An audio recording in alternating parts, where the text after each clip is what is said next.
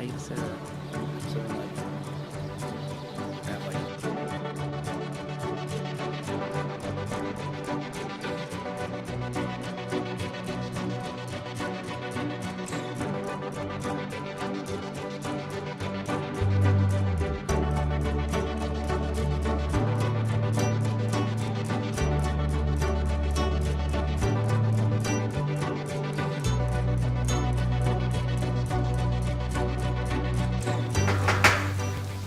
Good evening. We would like to call to order the December 11th, 2017 regular meeting of the Rutherford Board of Education.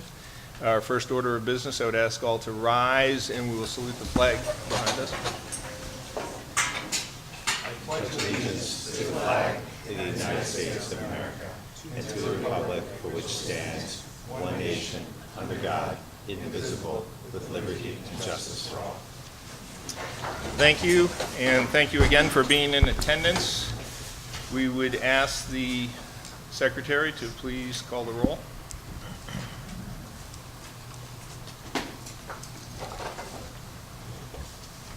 Mrs. Ahmed? Dr. Olati? here? Mr. Healy? Here. Mrs. Jones? Present. Mrs. Librera? Here. Mr. Mazzone? Here. Dr. Racine? Here. Mr. Rowland? Here. Mr. McLean? Here. You have a quorum. Thank you. The New Jersey Open Public Meetings Act was enacted to ensure the right of the public to have advance notice of and to attend the meeting of public bodies at which any business affecting their interest is discussed or acted upon. In accordance with the provisions of this act, the Rutherford Board of Education has caused notice of this meeting to be published by having the date, time, and place posted on the bulletin board outside of the Borough Clerk's office, mailed to the Herald, South Bergenite, and Record newspapers, and filed with the Borough Clerk. Hard copies of the agenda are available in this meeting room, and the agenda was posted electronically on the district's website at www.rutherfordschools.org. Regular meetings of the Rutherford Board of Education will be broadcast without editing during a two-hour time segment as limited by Comcast time constraints on Tuesday evenings at 8 p.m. on Comcast Public Access Channel and FiOS Channel 38. A video of the meeting can also be viewed at our website, www.rutherfordschools.org. The video link can be found by opening the Board of Education link and clicking on Public Meetings and then Videos. Any member of the public wishing to view a DVD of the meeting can make a request in writing to the board secretary. Board members, in your packets were the meeting minutes from the regular meeting of November 13th, 2017, and the executive session of the same evening. Were there any questions or comments regarding those minutes? Seeing none, I'd ask the secretary to please enter those into the record.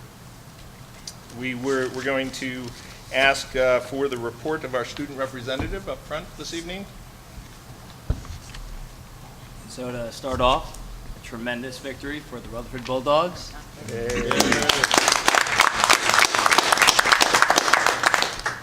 That was the first state championship won since 1966, so that's over 51 years. To celebrate their victory, there is an RHS football parade December 16th, so all the support we need. That was a tremendous season, so like everyone get out for that. It'd be awesome. Officially ending our fall sports seasons, we open with our winter sports. The swim team swam against our rivals Lyndhurst last week, which both ends boys and girls won. That was the first meet of all the teams this year. We have our pep rally next week, which will be the official introduction to all our sports teams for the winter.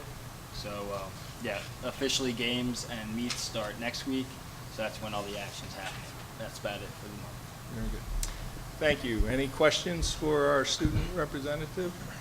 I was going to mention the parade, and I'm not sure of all the details, but it's going to be really a short walk from the high school to the Lincoln bandstand area, and the mayor and council and some of the school, Mr. Frazier and Mr. Morano, will be there to honor and recognize the football team. And I believe it's a 1 o'clock. Mr. Morano, are you somewhere here? Is it a 1 o'clock start? Yes, it is. From the high school? 1 o'clock. And so whatever time it takes to get up, we're going to have the band and cheerleaders. band. So it'll probably be a 15 or 20-minute walk over and then a short program there at 1 o'clock. Okay? I'm not sure, that, you know, the route, don't sit down, Mr. Murray. Yes, I'm not. Do you know, It's a long time with do you know what the route is yet, or is that to be determined? You're going to make me recall street names? Home? Okay? To Passaic? Yes. Okay, Past it's a the part, monument. okay, all right. So it'll be a short walk, and this all came together very, very quickly, the end of last week, Thursday or Friday, and luckily they didn't pick this past Saturday, because we would have had a snow date, I guess, for that, right? So hopefully the weather's good, so. And thank you for your report.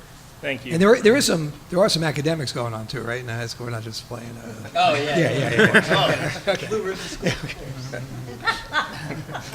Good Thank you. I mean, we have a crowd here Thank you tonight. for You know, that we want to make sure that we're studying hard. You know, everything's going well there. Chromebooks are fantastic. Very good. We have 3 special presentations this evening. I'm going to switch the order up a little bit. We have a number of young art students from Union School, and I would ask Mr. Hurley to please lead us off with that. Sure. I'm going to ask if Mr. McLean will join our teacher art. Okay, Miss Alexis Klubik is here. She is the art teacher at Union, and as we do quarterly, I guess, is we take the art from the various schools in the building, selected by their art teacher, and we hang them up in Borough Hall outside the Board of Ed office, and always get a lot of real positive comments from folks who come in, not only to the board office, but into the mayor's office and into the council chambers for the artwork. So, Ms. Klubik, is all yours. Sure, thank you. All right, well, I'm very proud of all of you. I have very talented students, and I am so proud to display your artwork. So we're going to start with Jordan Caputo. You can come up.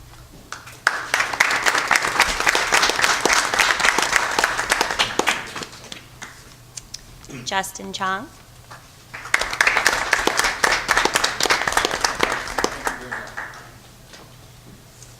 Nicholas Samillo.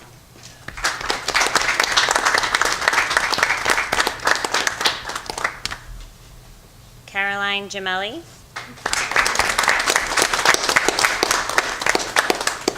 Gabriela Jimenez.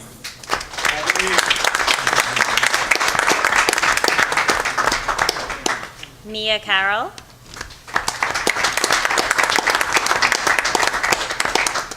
Harmony Marquez.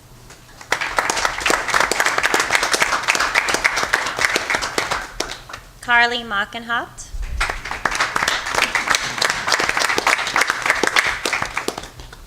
Amelia Perlmutter.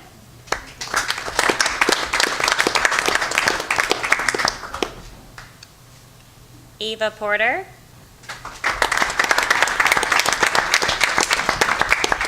Abigail Schmidt. And Kaya Semproch. Thank you.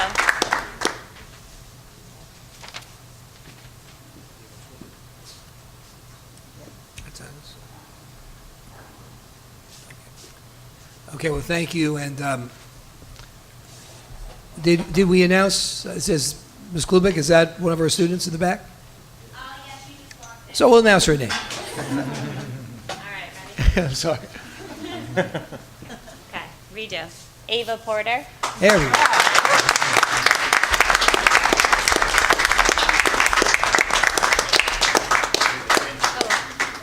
And I want to congratulate all the students and also Ms. Klubik and all the teachers. The work, if you get a chance, by Borough Hall, come up and see the work that's hanging in the hallway.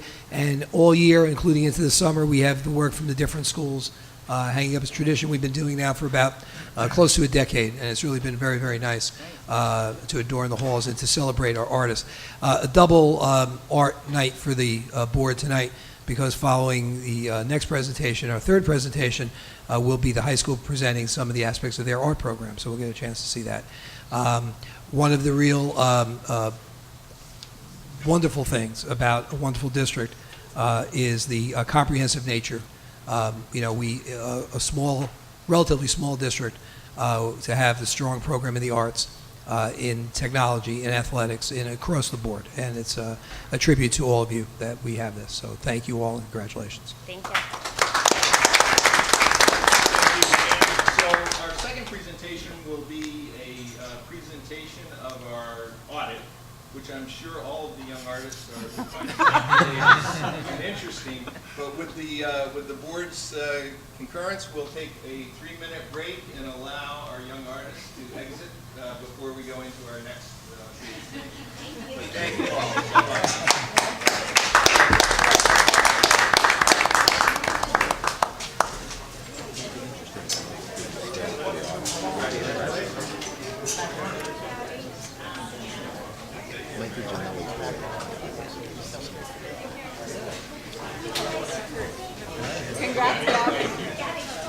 Love to stay for the audit. Audit didn't work right now, so I miss it. Thank you. Thank you. Is Mikey staying for the audit? Mikey staying for the audit? Audit's already. Mikey, you're staying for the audit, right? What's up with that, bud? Happy holidays.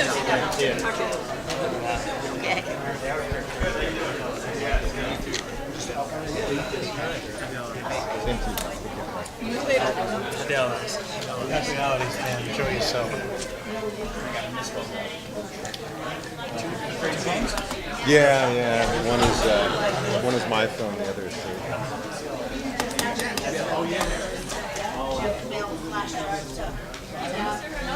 I get every day. Every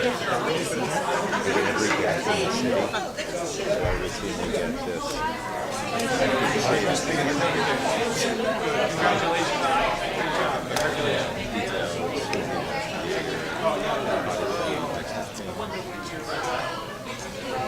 Special. It's very special. Greg, I was explaining to Sergio why I have two phones. No, absolutely. Absolutely. Well, You don't want to be a subject. congratulations. What? You don't want to be a subject of a second. You're on the subject. That's actually works the other way around. You text somebody with a name. That's it.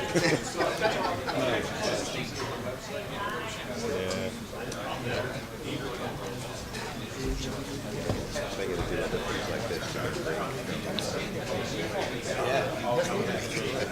But my job right now is hard to break down to major disasters. Were you involved with this morning? Halloween.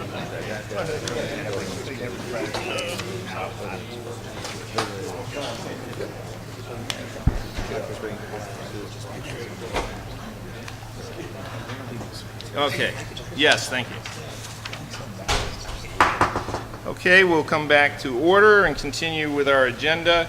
And so now we will move to our annual report of the district audit by Mr. Robert Marone. No offense. Sorry, not sure what happened. Good job. Don't take it personally.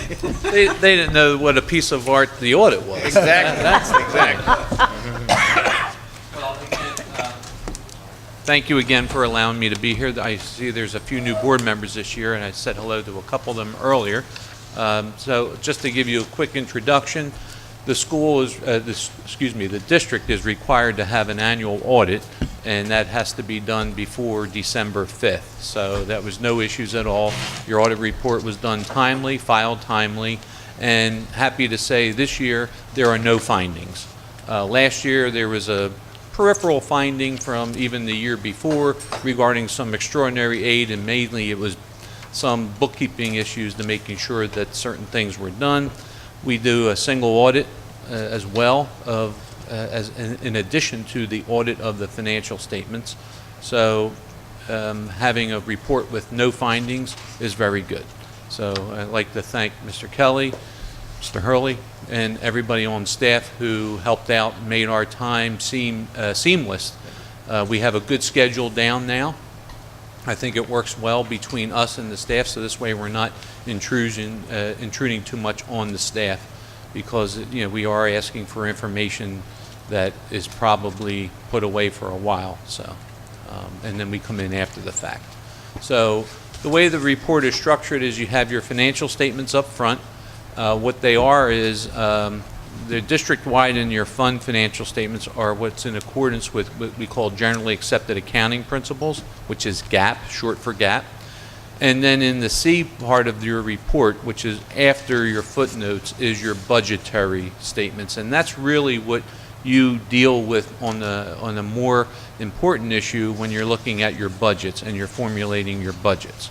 So it would be the budgetary area, and that's where you would see what your fund balance is and what is being used in the following year in your budget. So that's, I would say, the most important statement for you to look at would be the C1. It gives you a good idea of where your revenues came in and how you spent those revenues. And just so you know that there's a little bit of a skewing of the numbers there because the state contributes for your teacher's pension and annuity fund. They make a contribution, so you need to record those as revenue and expenses. So when you're formulating your budget, you really don't deal with those numbers, but they're required to be reported because they're in-kind payments made by the state. So that's essentially the flow of the report. You have some statistical section in the back as well, and that's pretty much it. It's standard type of a report. Every school district kind of files this very similar type of report. And lastly, you have another smaller report that is also a requirement that the state asks for. That's the auditor's management report. And we actually have to, believe it or not, comment on a couple of things that really are not financial related, like lead testing and water they asked us to do this year. So we had to make sure you just complied with those testings. Otherwise, could have been a finding. So there's a couple extra things in this thin report that really don't have a financial impact or issue with the district. So if anybody has any questions, I'm more than happy to answer any. And if it's not at this time, any time during the year, Mr. Kelly is very able to answer any questions that you have. And that's all I have. Any questions from members of the board?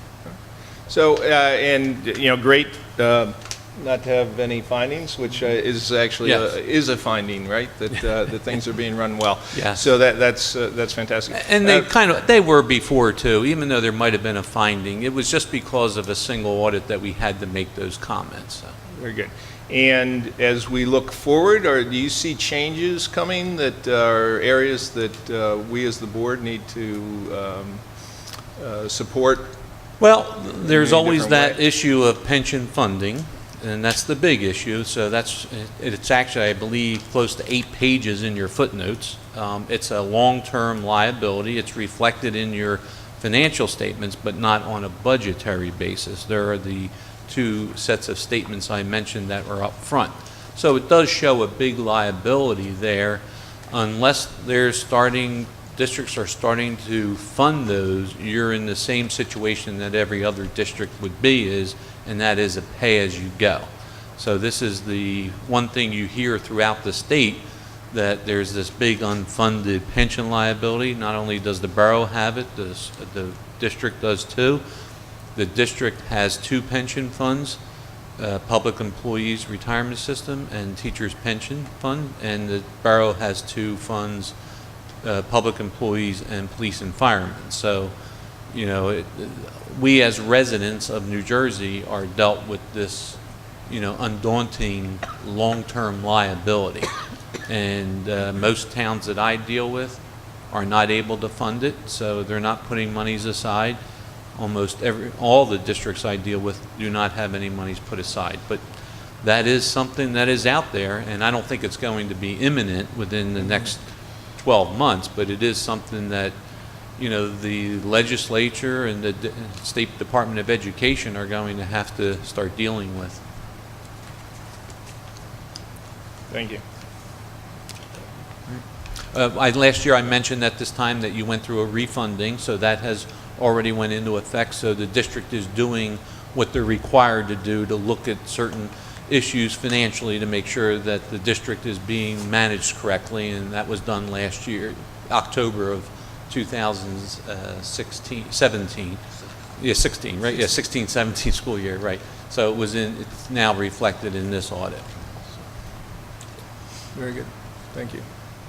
No further comments? We thank you for Thank you. your time. and for the Thank audit you, work. appreciate it, Thank you. and have a nice holiday. You too. You too. Thank you, Bob. Have a wonderful holiday and Happy Thank New you. Year to you. Happy New Year, too. Take care. Okay, we'll move now to the third presentation, also art-focused, and the art program at the high school. We'd ask Mr. Morano, please. Thank you, Mr. McLean. We're going to take a trip upstairs in a minute because nobody wants to sit here and listen to me talk about art for the next 15 minutes or so. But, you know, first I would like to thank each and every board member here for the support of all our programs. The toughest thing every year, Mr. Hurley says, you know, Mr. Morano, you're going to have this date to present at a board meeting, and the toughest part of my presentation is deciding which of our excellent programs to highlight. You know, I go through our TV studio, our STEM lab, our AP program. You know, we can go through any of those programs, and I can report on them with great pride. But this year I decided our arts program for a number of reasons. One is it's growing by the day. There is a need. We created higher level classes. We now are running 2 AP art classes, AP Studio Art and Art History. We now added a Ceramics 3, which is some high level projects, which you'll see upstairs. But our numbers are growing. The need, all our teachers are at maximum capacity for their teaching loads because of the request from all our students. It's a delight to walk down the hallway. The students are all engaged, the students are working, and even some of our challenging students that struggle in a basic academic setting is really taking off in there. So again, usually you hand me a mic and I keep going for a long time, but I think it's best we have our teachers up there that are going to talk about the programs, and we also have some students there that are going to demonstrate what they do in certain classes. So if you guys don't mind, if we can head up, Mr. McLean, and take a look at some of the programs, that'd be great. We'll move. Okay, so we'll resume after that very impressive. It was very cultural break. It was, yeah, always nice to see that.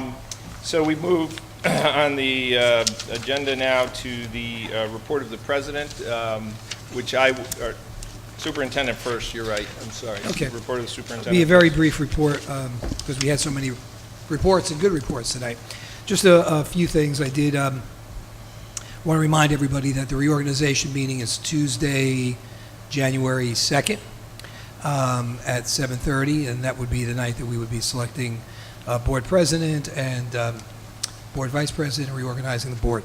Last year, we had a similar meeting, then we followed the following Monday with a meeting, and really that was a little bit, time wasting, I think, to do that. So we are going to be doing some business on the January 2nd meeting, not just the reorg, and then the next meeting would be January, whatever it was on the proposed calendar, the 22nd or something like that. But the calendar that I did put into your packets of proposed board meetings are not official yet. You will have to adopt that in the reorganization, but I see no reason why you can't plan accordingly to those dates. As Mr. Kelly and I reviewed it with budget dates and hirings and firings and things of that nature, and we checked with the calendar, proposed referendum, and everything. All those dates are in line with when we have to get things done. So we're good with that. Speaking of the proposed referendum, just the due diligence portion is underway with the various groups in doing the environmental testing and the soil testing, and either they're in the process of doing that or setting up plans to get that done. They've been working on that. So we're in a little bit of a lull in terms of new information and planning, but there's a lot going on in terms of the preparation of those plans to stay on track with the presentation of the more developed plans. Tomorrow, there are 3 local votes for a referendum. East Rutherford, a $31 million referendum. Westwood, a nearly $24 million, that's a single building. And Nutley, almost $71 million referendum. So, again,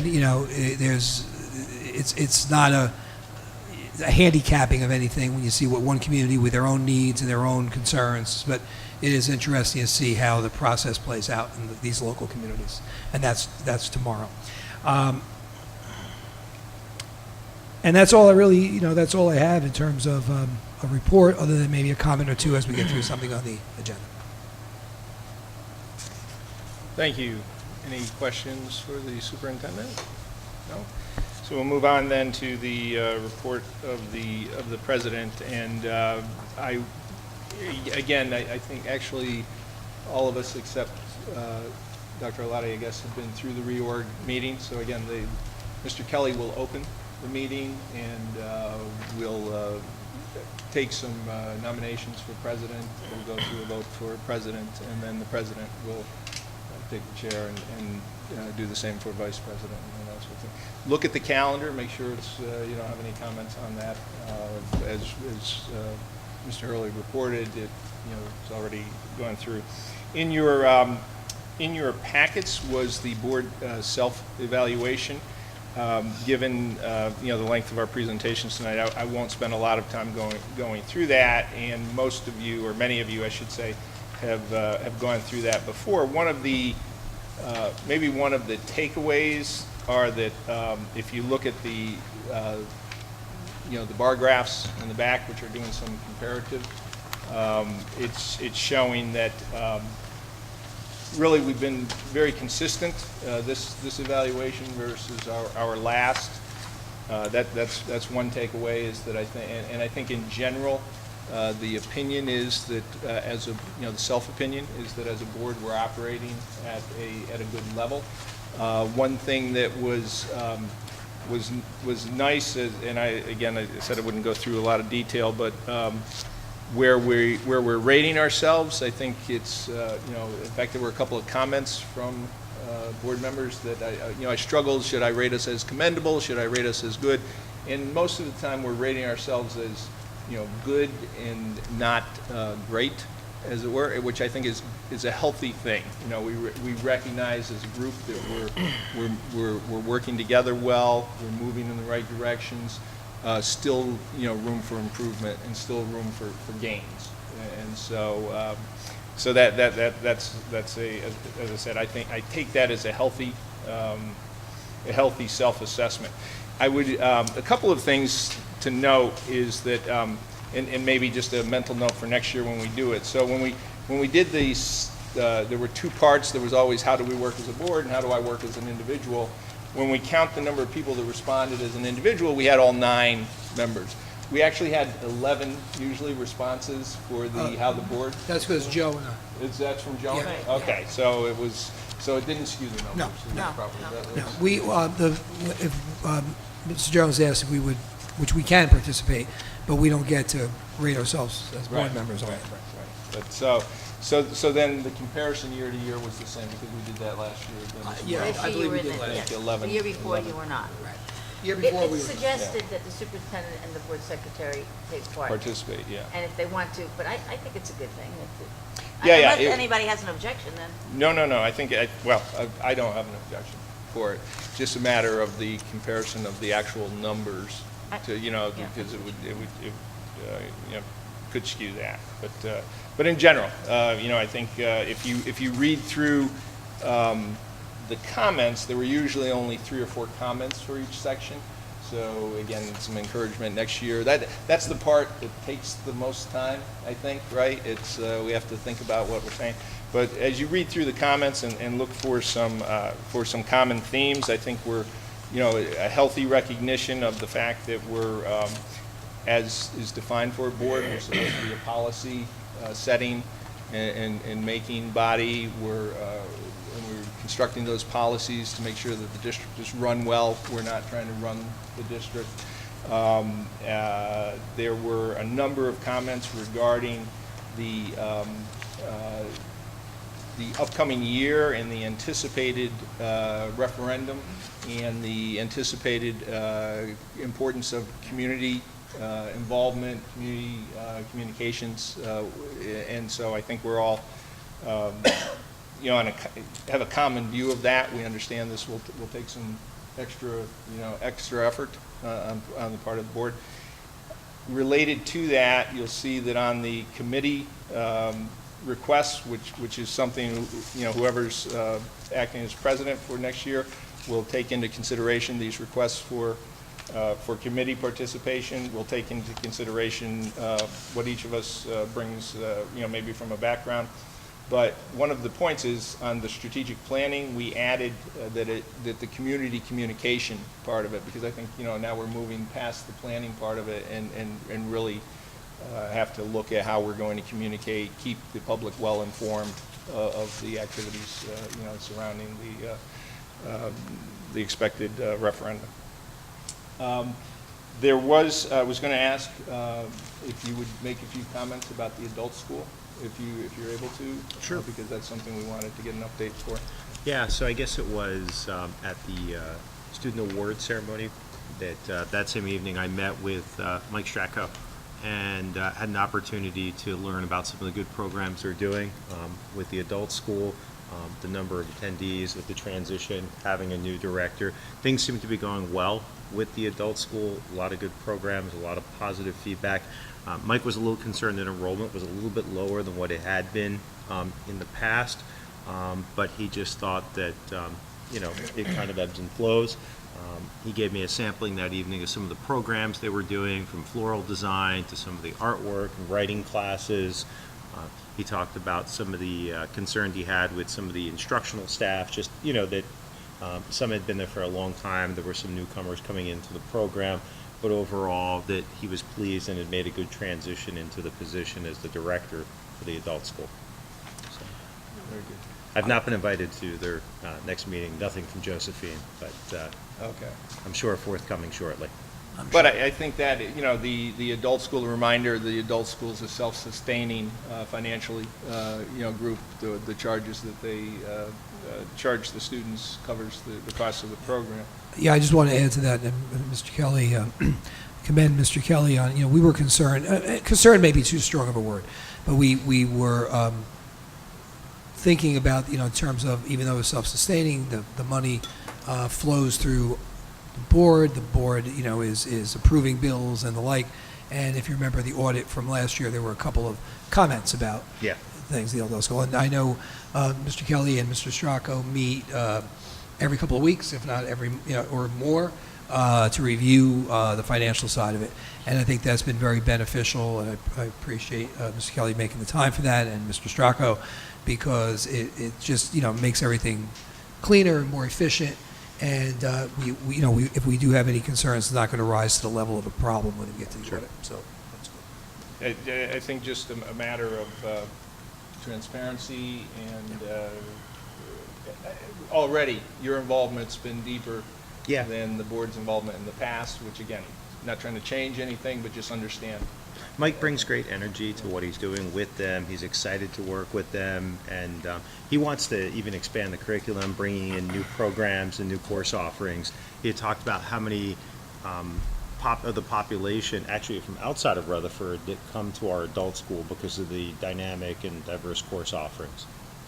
Very good. Thank you. Thank you. Questions, Mr. Mazan, on this? No? Okay. I'm sorry, actually, yes. one question. The adult school, I guess separately funded and all that. The website for it is under mstracco.com. It's part of his. I'm curious about that. That's part of our. Is there a link at our website for the adult school? It sent me right to his website for adult school. I don't believe we ever had a adult school page. I'd have to look into that.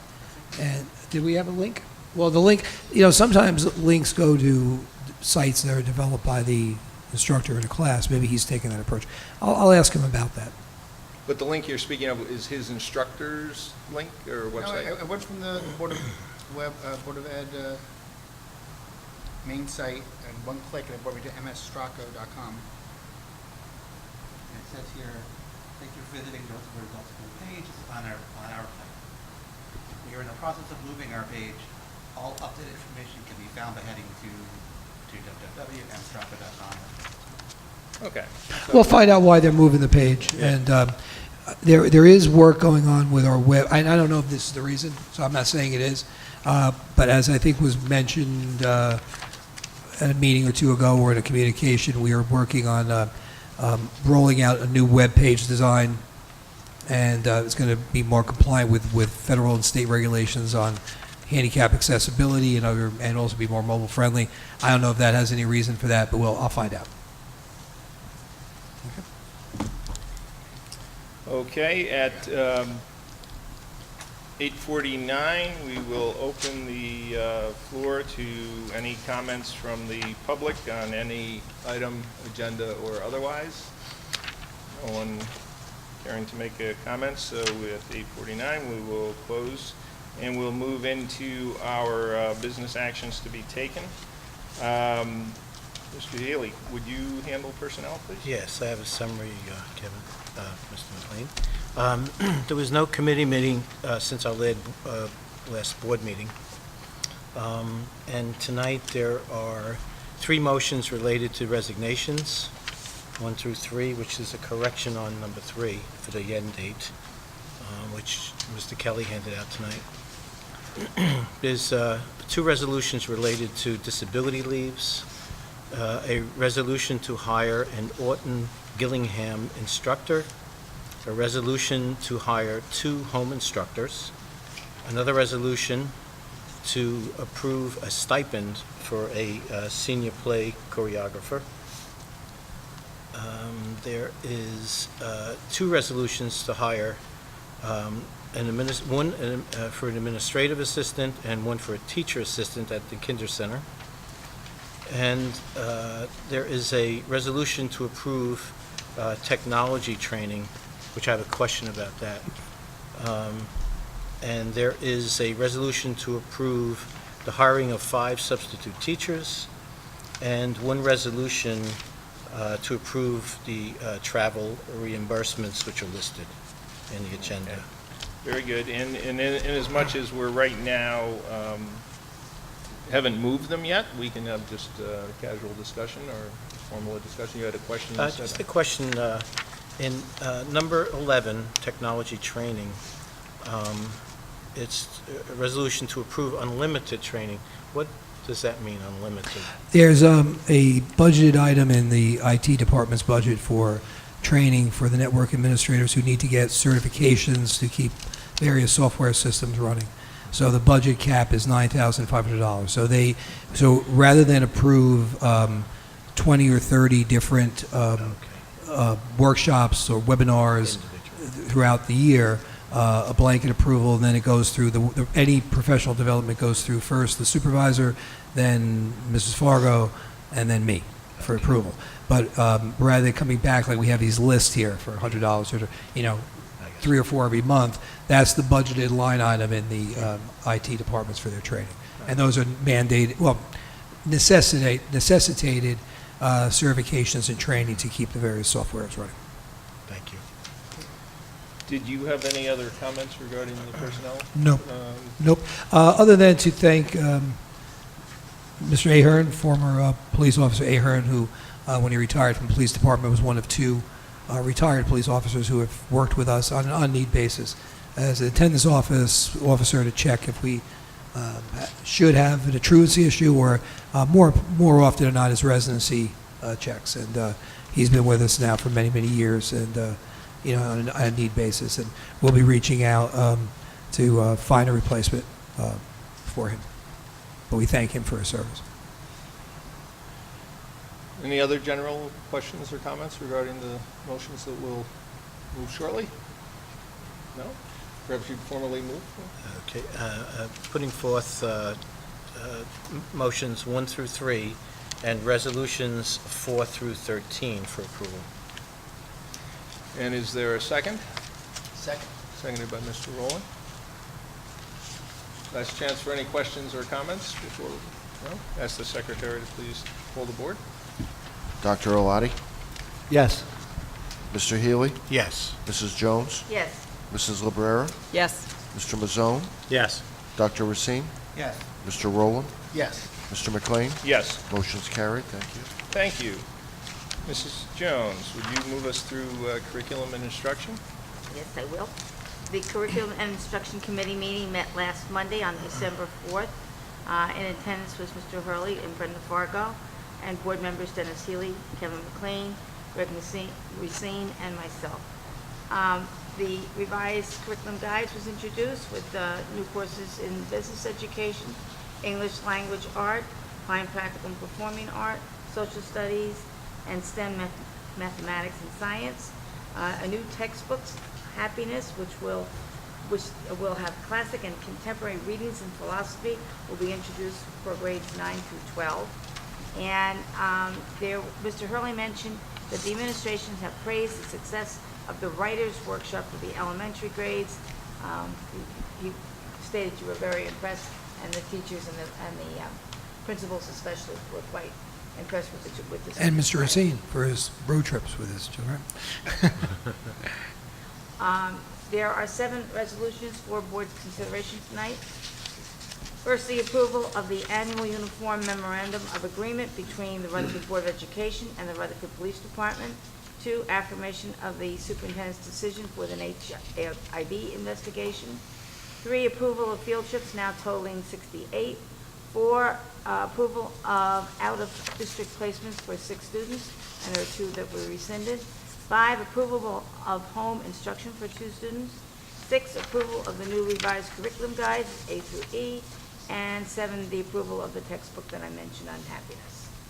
Would you like to add anything else, Mr. Hurley? Just quickly, for the sake of everyone, the reason why we always approve some elective courses, for the most part, this time of year, is we are beginning scheduling students for next school year in the high school in January and in the middle school shortly thereafter.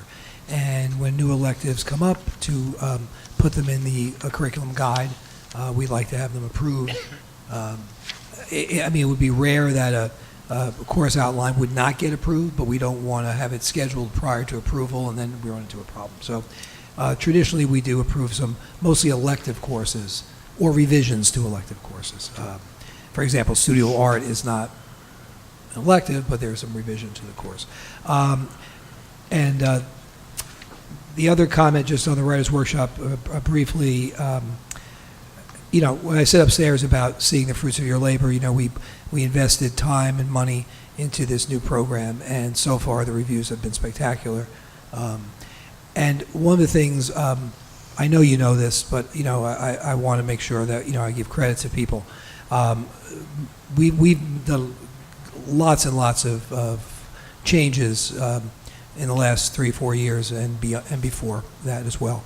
And most of them have worked very successfully, and it's because the teachers and the supervisors and the administrators really, we put time into it. It's rare that there's ever something that we're just grabbing onto.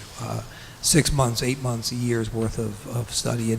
And the board sometimes just sees the finished product or a blurb, a précis, but we piloted Writers' Workshop for a year and a half at some of our buildings. We attended workshops. We had teachers go out to workshops. We talked to the district. So it doesn't surprise me that the teachers have bought into it. And it doesn't surprise me that the program is successful because we've done the groundwork. So I appreciate that. And it's good for you to know that these things are working out well. And then I also mentioned that annually we have to approve state mandate, CUSAC mandate, memorandum of agreement, where basically what that is a boilerplate agreement between the State Department of Education and the law enforcement agencies about the involvement of police when needed in school. And Chief Russo and I meet every year and we review that. And the board has to acknowledge as part of CUSAC that we've had that meeting, which we had in early November. Okay. That's it. So, any questions before we move the... Mrs. Jones, would you like to formally I will move these? resolutions 1 through 7. under curriculum and instruction. Second. Seconded by Mrs. Rivera. Last chance for questions, comments. Hearing none, would the secretary please poll the board? Dr. Oladi? Yes. Mr. Healy? Yes. Mrs. Jones? Yes. Mrs. Cabrera? Yes. Mr. Mazzone? Yes. Dr. Racine? Yes. Mr. Rowland? Yes. Mr. McLean? Yes. Motion's carried. Thank you. Moving on to finance, and would ask Mrs. Roberto to take us through that, please.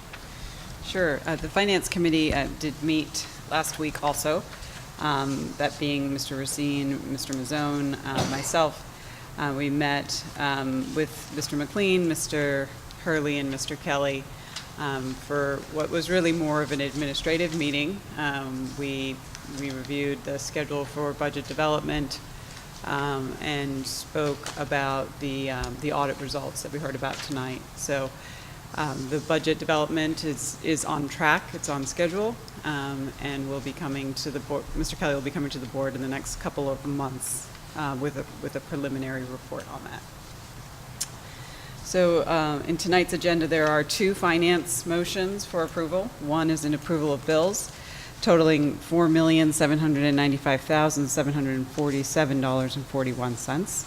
And the second one is to acknowledge receipt of the 2016-2017 school year audit, that a copy of the summary of the audit reports available for public inspection, and that there were no audit recommendations. So I move items 1 and 2. Seconded by? Second. Seconded by Mr. Mazzone. Questions, comments? None. Ask the secretary to please poll the board. Dr. Oladi? Yes. Mr. Healy? Yes. Mrs. Jones? Yes. Mrs. Cabrera? Yes. Mr. Mazzone? Yes, except to check number 020664, which I'll abstain. Thank you. Dr. Racine? Yes. Mr. Rowland? Yes. Mr. McLean? Yes. Motion's carried. Thank you. We have nothing on the agenda this evening for policy. Any? One quick comment. We met with the administrators, some of the supervisors, some of the directors, who are going to be about 13 of us, who are given certain privileges now with Strauss Esme online to do a little more detailed searching and utilization of the program. And now our editing aspect has been, Mrs. Siegenthal has been trained in that. So we'll have a much smoother transference of if we have to make policy changes. So that said, when we get the committees together at our first, we usually don't meet with any committee, with the exception of finance. We don't meet until February, so we get everything done. We'll have a policy committee meeting. I'm going to meet with Mrs. Fargo in January to review some of the mandated, but we talked about moving some mandated changes without committee if there were just, no room for us to discuss. We'll see what's there. We'll have a policy committee meeting in February.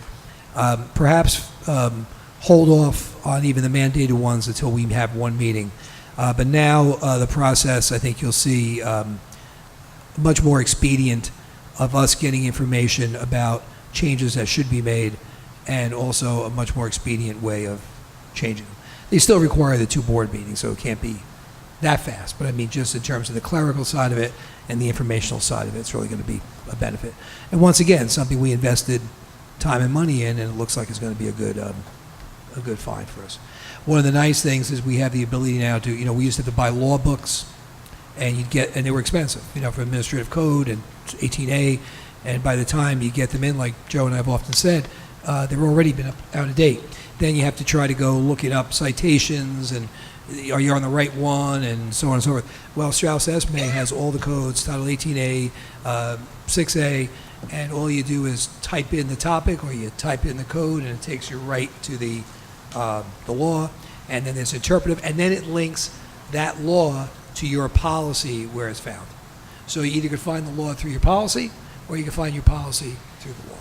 So it really, just today, unfortunately, there were 3 different codes I had to look up for issues, and took me about 3-4 minutes compared to what would have taken me a long time, and then not be exactly sure if I'm on the right part of the citation. So it's another, and Mr. Kelly brought that forward to us, Strauss Esme, and introduced us to it, and it was again, it's going to pay dividends.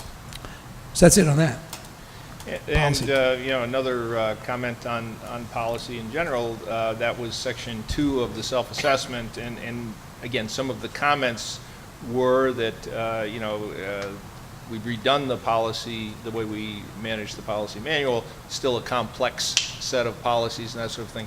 But I would encourage you to, if you haven't done it already, go out and do a little search on the link on the website. I had done it as simple as reviewing things like how we're organized, how we run our meetings, that sort of thing. It's good for us from a governance standpoint. Yep. And the link on the website, which goes to the general public, is not as sophisticated as what I was talking about, but it is a pretty user-friendly link, and you can navigate through it. It's not what was there originally. I think I sent out to you the notification that it changed, and it is a much, like I said, user-friendly way to navigate. Very good. And then, likewise, we have no questions on policy or nothing on the agenda for building and grounds. Are there any comments? Anybody? Okay. We'll move now into an area of any business that the board wishes to discuss. I'll take a minute to go back. I said I wasn't going to talk about the self-evaluation in great detail, but I'm proving myself wrong on that. The one point that I think is worth another point which is worth talking about is under the governance, which was board operations section 5. I thought it was interesting because in it, one of the questions is, how does our board act? Does it act by committees, or does it act as a committee of the whole? And those two things, I mean, that we have a split kind of answer on it, but those two things are, I think, maybe a little misunderstanding of what it means. Okay. And so just to confirm what that means, and because it will become important as we move into our reorganization meeting and we're filling our committees. So we have in almost all matters elected to perform as a board of committees. So we have the committees that are listed in the sections as we go through the agenda. And the reason for that is that to be more streamlined and not to have 9 members of the board be up at full speed on every detail that we're asked to review. Again, we're not the experts running the district. The two gentlemen largely responsible for that are on either side of me, but we need to understand what it is they're bringing in front of us. So by having committees that can specialize, we're able to do that a little more efficiently, and then the rest of us as board members are putting trust, and we want the committees to bring to us the kind of overview so that we can understand what it is. That said, any member is able to see any piece of information that the committees have available to them. So you shouldn't be shy at all if there's something you want to see. Curriculum is one that's certainly of a keen interest to everyone. If you want to have some information about a curriculum, about the curriculum that's being proposed through the committee chair for that, or through the central office, we make sure we get the information so everyone has that. But again, we're not expecting all 9 members to be familiar at a very detailed level with every committee and every detail on it. So just want to remind people of that. We're operating as a board of committees, and what the responsibilities of those committees are. Yes, Mrs. Johnson. I saw that, and I agree totally with what you said. I do think that the addition, we didn't always do it, we have done the last couple of years, of having Mr. Hurley include the chairperson's report has helped. And also, what I personally find a great insight is your administrative council, what you go through with your principals and supervisors. I think that really highlights a lot of things the district are doing, and I think it certainly helps me have a better understanding. But that, I don't know that other boards do that, and so I think that's something that helps us. And as we move forward in 2018, any changes anyone is suggesting, to the board? We want to have a lot of open board dialogues, and any there's no bad questions. The only bad questions are the ones unasked. So, I think that's something we all want to keep in mind.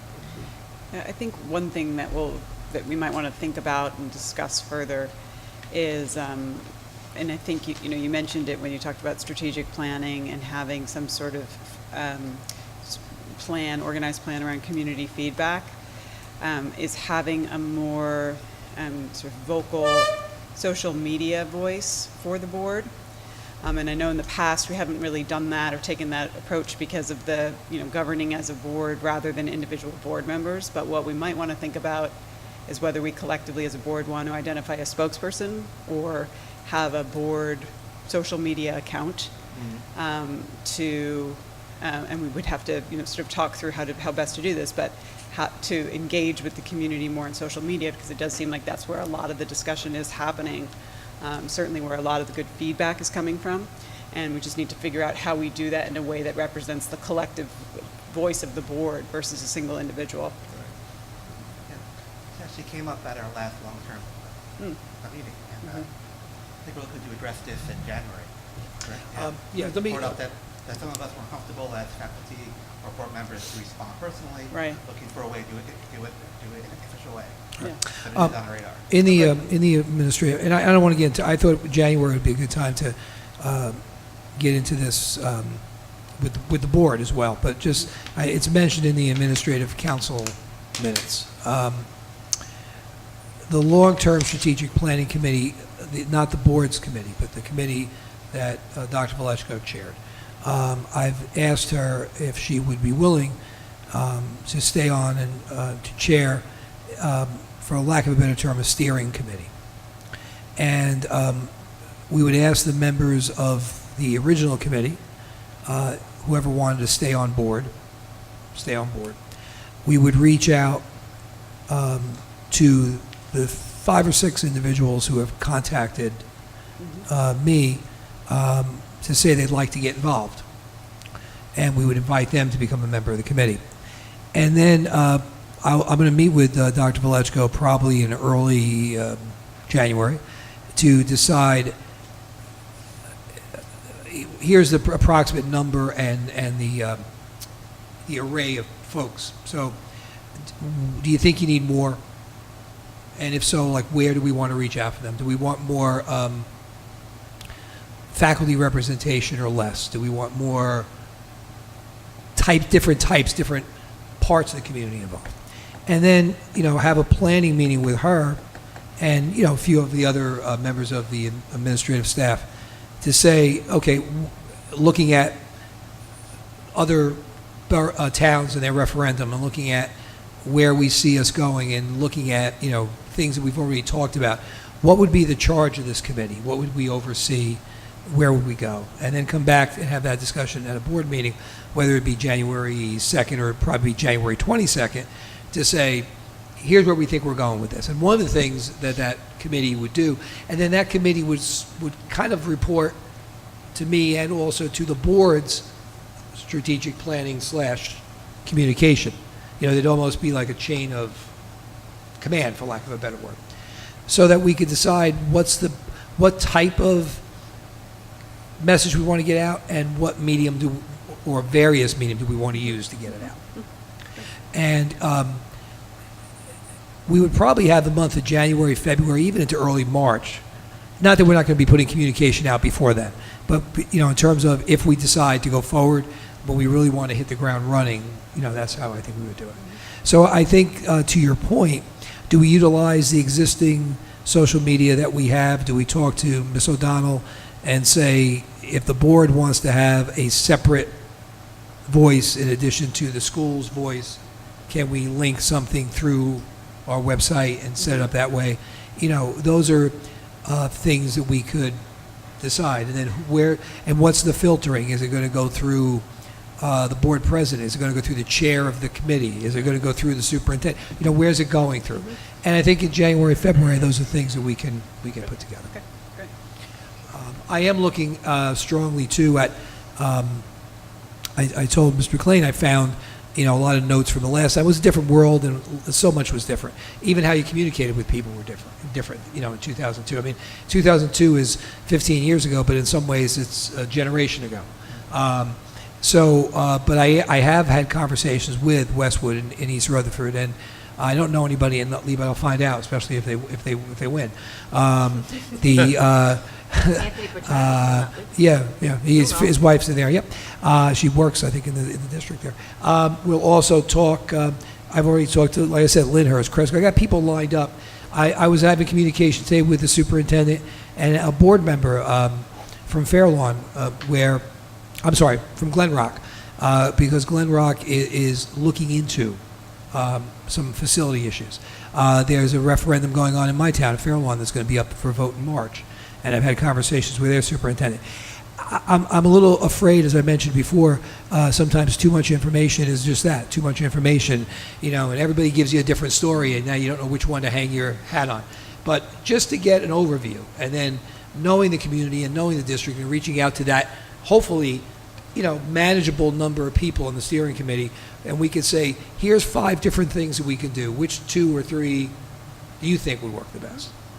So that's kind of the nebulous plan that's in place right now, and hopefully in January we can make it less nebulous. And I think we want to be mindful. I'm not sure if this would be an extension of a board committee or, how that would tie in, but and I'm not sure under the current policy. There was a policy that You have to have a committee, yep. If we're having a committee that consists of people outside of the district employees. Right, they must be board member, approved. we just need to Right. list So we would rename and reinvent the committee that was approved last year, long-term strategic planning. We'll call it Facilities Steering Committee, or whatever we're going to call it. And the old names would reappear, the new names would be on it. And again, we get that going in January, February. However, I can still meet with the current members of the committee because they've already been approved, and we could certainly reach out to other folks. We've had a member in the community reach out, wants to be a part of things, who is a newcomer in town, is a millennial that lives in an apartment, doesn't have children, is married, but she likes the community, she wants to be involved. So we're getting a lot of different, and that's a good, and again, those are the kind of resources, those are some of the folks we may not have contact with. We don't get them through the PTA or the Booster Club or, and that's a person that could reach out to some of those. So that's what we're looking to do, expanding the, whatever cliche you want to use, the tent, the umbrella, network. Very good. Other comments or? Old business, I forgot to mention, just a reminder, I know I said it, but the meeting of January 2nd, the district is shut over the Christmas holiday recess. So Thursday, the 22nd, the board packets will go out for the January 2nd meeting.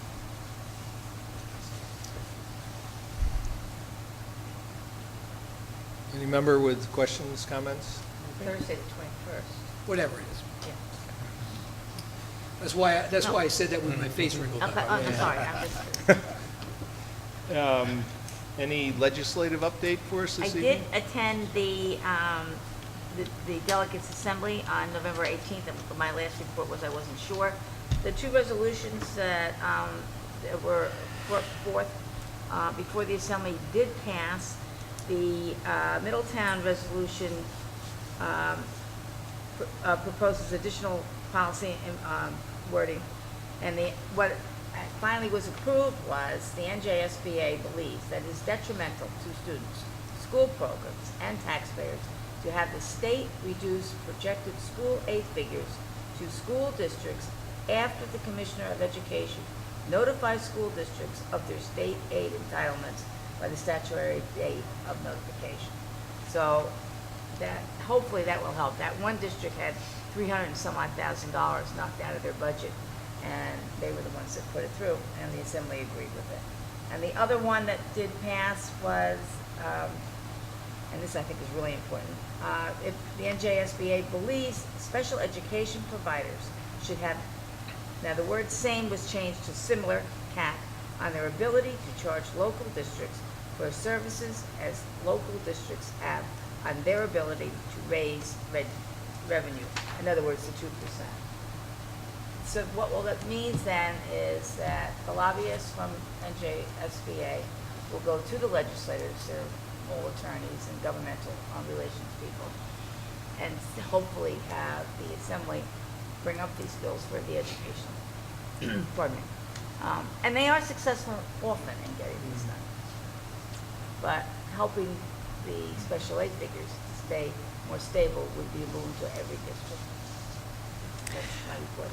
Without a tremendous comment on that, but, there's a whole, and another time when it's not, late in the evening, 2 weeks before a holiday. One of the things that really New Jersey historically did with special education going back 20, 30, maybe 40 years, unlike Pennsylvania and unlike New York and other areas where they really took a state-funded special ed program for kids who can't stay in districts in the comprehensive high school and run state-run programs. New Jersey really just said, we're going to pass that on to the private schools. And then the tuitions went up and up and up, and that's where, like, the South Bergen Jointure and some of the regions where districts got together and said, let's pool resources to try to offset some of these costs. It still comes down to dollars and whether or not the state is going to put money into the costs that some of these the tuitions are outlandish. We know that. We know the impact of that, and we also know the monies that can be saved by keeping kids home. But the services that many of these students need are also very involved and very expensive, and there has to be a commitment of state funding, which they have historically never done here, and has been done in neighboring states, which don't have quite the same problems with the private tuitions impacting on districts. So I hope that lobbying helps. I hope that, I think everyone would hope that for the sake of the student and the sake of the fiscal impact, but I'm not optimistic because there's a lot of time to be made up for. Okay, at 9:20, we will open the floor to any member of the public wishing to make comment. As there's no member of the public present, we will close for comment, and we have need for an executive session. 2 student issues, probably 5 minutes of action. So moved. Seconded by Mr. Healy. All in favor of going into executive session? Aye. Aye. Opposed? We'll be gone back in 10 minutes. Or less. Or less.